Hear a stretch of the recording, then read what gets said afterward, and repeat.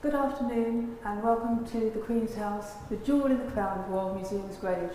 My name is Sue Pritchard, I'm the Senior Curator of Art here at the Queen's House, and I'd like you to join us for a very, very special event. We're bringing together for the first time in the 430-year history the three Armada portraits of Elizabeth I. Essentially propaganda portraits to celebrate the Queen's victory over the failed invasion attempt of the Spanish Armada. These three images are some of the most iconic images of one of the most popular English monarchs. I'm extremely lucky in that I'm joined today by three very special curators. We have Victoria Porton, Deputy Curator of Woburn Abbey, Alison Goody, Senior Curator, Pre-18th Century Art here at Royal Museums Greenwich, and finally, but certainly not least, Charlotte Bolland, Senior Curator of the National Portrait Gallery, Research and Pre-16th Century Portraiture. The reason we're here together is to discuss this iconic portrait and also to invite you to join us in our conversation. So if you have any comments or any questions, please do post your comments, and if we have time, we will engage with those comments at the end of the session. So really, my first question is for Alison. Alison, we acquired here at Royal Museums Greenwich our version of the Armada portrait in 2016. Why was it so important for Royal Museums Greenwich to acquire this iconic portrait? Well, you're right, this was an absolutely transformational acquisition for Royal Museums Greenwich, and Elizabeth I was in many ways really a Greenwich queen. It was here at Greenwich that she was born, in the Tudor palace complex that preceded the Queen's House. It was from Greenwich that she witnessed numerous very important events in her reign, including the return of Sir Francis Drake from his first circumnavigation of the globe. It was also from Greenwich that she signs in Greenwich from haste the death warrant for Mary Queen of Scots, which, if you like, was the straw that broke the camel's back and triggered the Spanish Armada itself. So the significance of Elizabeth to Greenwich couldn't be greater, really, and it was a transformational acquisition, an acquisition that was made possible by major grants from the National Lottery Heritage Fund, the Art Fund, as well as over 8,000 individual donations from members of the public, which I think is an indication of just how special this picture is to the people of this country. So it was absolutely fantastic to acquire it for the nation. And of course, our version of Elizabeth has been on display here at the Queen's House since 2016. And I said in my introduction that this is really the first time that the three portraits have come together publicly in the 430-year history. But of course, Charlotte, you were extremely fortunate in that you did have a very small window of opportunity when you actually did see the three versions together at the National Portrait Gallery as part of the Making British Portraiture project. Would you like to tell us a little bit more about that? Yes, the National Portrait Gallery has had a long-running research project called Making Art in Tudor Britain that was set up by Dr. Tanya Cooper, and it was really looking at the materiality of paintings from the 16th century in order to understand more about artistic practice. And because the National Portrait Gallery holds the largest collection of paintings from this period, that we sort of felt that we were the ones to start such a project, and undertook a survey using scientific techniques like X-radiography and dendrochronology to date the panel supports on which the paintings are made. And so through this we were also looking at kind of comparative research of paintings. So as part of the research process, we took a very close look at our version of the Armada portrait on display here. But we knew, of course, about the other two versions. At that point, the Greenwich painting was in a private collection. And we were able to borrow the Greenwich painting for display in an exhibition that we had relating to the research project called The Real Tudors. That was all about comparing portraits of the monarchs. How do we really know what they look like? What is the sort of the language of propaganda and of making and the pragmatism of the artist's studio? And we really wanted to invite audiences to consider those kinds of questions. And we had a very kind of generous moment where at the same time the Woburn portrait was brought to our conservation studio for technical analysis. So we could undertake kind of comparative research, comparing sort of details about pigments and the wooden supports and kind of photomicroscopy. But the three paintings were only actually in the same physical space at the same time for I think about a week in March 2015. And during that time, we were sort of there in this very much kind of nervous energy of the excitement of having them in one space, but the time pressure of thinking, how are we going to think everything we need to think about in this only window? It will never happen again. And so it's absolutely thrilling that they're coming here to Greenwich, all 3 paintings on display, and to invite audiences into that process, because one of the key things in research is comparative looking. And with all the sort of scientific methods that we have at our disposal, it's that kind of moment of just looking at one painting another, comparing a version. And so being able to bring them all together into the same space allows everyone to take part in that kind of thinking. And of course we're extremely fortunate because obviously the Woburn portrait is in a private collection. So we're incredibly lucky that she's here today with us. But this is actually part of a much wider collaboration between Royal Museums, the Queen's House and indeed Woburn Abbey. And we've got a veritable smorgasbord of delights in terms of artworks from the Abbey here on loan for the following, basically till the end of 2020. How has that been made possible, Victoria? So this painting has been in the collection of the Duke of Bedford for centuries, and the family seat Woburn Abbey in Bedfordshire is currently undergoing the largest refurbishments in about 70 years. And that has really provided a great opportunity for the Duke and Duchess of Bedford and the trustees of Bedford Estates to share some of Woburn's treasures. And it's really great to have this opportunity in the capital to showcase some of our greatest treasures. So not only the Armada portrait that we have here, but as you mentioned, other works by Claude, Canaletto, Reynolds, Poussin. The list is really, really quite an impressive list. And it's really great to explore the wider synergies between the histories of Greenwich and Woburn, the Russell family and the royal collections, and just how they sort of marched along in time in parallel with one another. Yes, you're absolutely right. I mean, the synergy is absolutely extraordinary in terms of the way in which your collection creates a new type of dialogue with our own permanent collection. Coming back to the Armada portraits, I mean, it's absolutely extraordinary when you actually have the opportunity to look at the 3 versions. You know, the sumptuous textiles, the heavily embroidered gold, the pearls. I mean, it is an absolutely extraordinary visual delight. But of course, there are layers of symbolism involved in the portrait, which to a Tudor audience, to the elite Tudor court, would have recognised exactly what the symbolism would have stood for, and the way in which Elizabeth herself was using these accoutrements really to present herself in a certain way. And I wonder if we could unpick some of that symbolism for our audience today. Perhaps, Alison, would you like to start with the central Armada portrait? I think the first thing that really catches your eye in these portraits has got to really be the pearls. I mean, they absolutely, you can start counting them and you probably won't finish. There are so many of them. They really ping out from the picture. They contrast very strongly with the black dress. Those were Elizabeth's colours, she said. Black and white, black representing constancy and white representing chastity. The pearl has long been a symbol of virginity, and of course Elizabeth was the Virgin Queen, and we have this absolutely abundance of pearls. You couldn't possibly have missed the point in the 16th century. She's sort of crowned with pearls.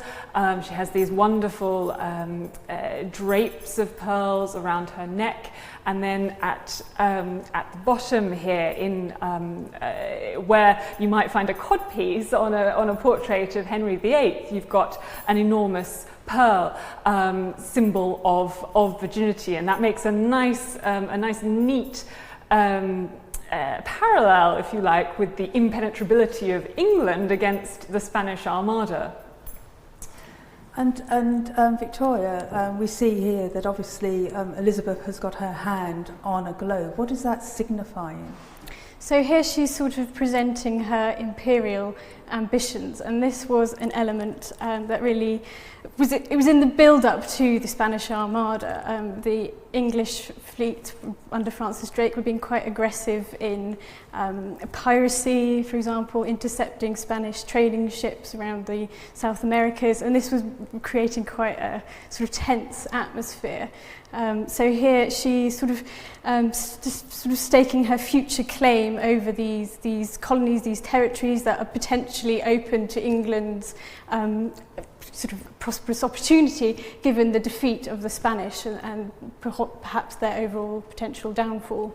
And furthermore, that's sort of cemented by the fact that directly, more or less, above the globe here is the arched imperial crown. So that really cements that relationship between her ambitions over these potential territories. Mm-hmm. And Charlotte, this is the point at which Elizabeth is actually reinventing herself as the Virgin and Queen. Mm-hmm. Would you like to talk a little bit more about that in terms of the portraits and the symbolism involved in that? Well, I think that it's kind of wonderful, this the power that you really get of seeing these three paintings together is this idea of the constructed image of Elizabeth I, that she is perhaps the first monarch, perhaps even the first individual to have this kind of extraordinary iconography that is building on her presentation and the way this wonderful relationship between the artists, the patrons, because she often sort of delegated much of the sort of creative work of glorifying Her Majesty to her elite courtiers, but creating messages that would be sympathetic to the Queen. And the fact that more than one version of this composition was created indicates that it was very much successful in its flattery of the Queen and her image. And you can sort of date it to this very specific moment in the aftermath of the Armada, not only from the details in the backgrounds that survive in the Woburn and Greenwich paintings, and which you can just see the details of in the kind of truncated National Portrait Gallery's version. But you have the real sense of the kind of Queen's majesty at this moment, which then gets updated very quickly. So her next type kind of comes in the 1590s with something like the National Portrait Gallery's Ditchley portrait. So it's an ever-changing identity, and this is completely encapsulates that moment of kind of England's greatest triumph, salvation from disaster in relation to the attack of the Spanish Armada.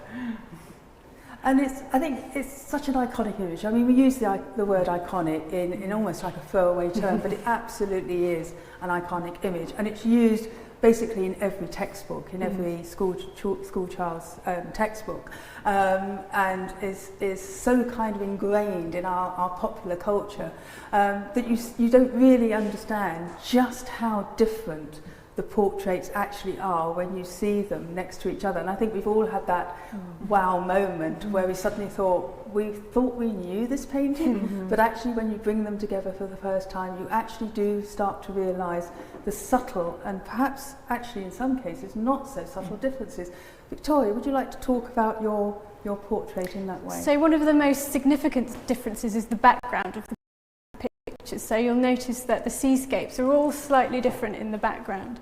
The Woburn version retains the original paintings from about 1588, so this is how a contemporary viewer would have seen the painting.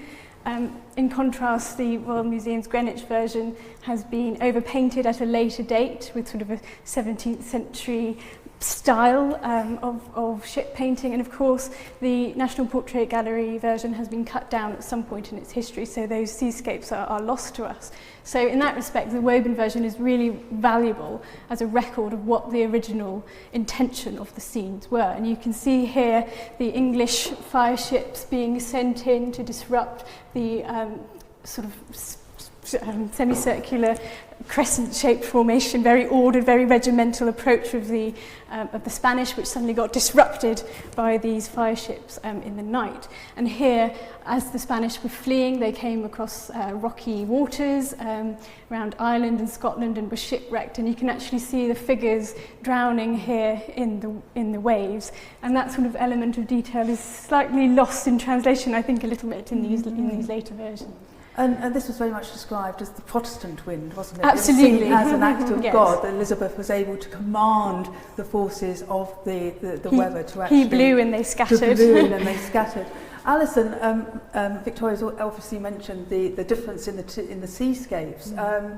Why do you think the seascapes were overpainted it's around about 1708, isn't it? Yeah, it's a million-dollar question, really. We don't know why, but we can get some sense from the technical analysis that's been done on this painting. There are actually 16th century seascapes underneath, and from what we can tell, they broadly resemble those in the Woburn version. But we don't know, it doesn't appear to have been the case that they were painted over for conservation reasons. So yeah, that is the question, you know, what was the motivation?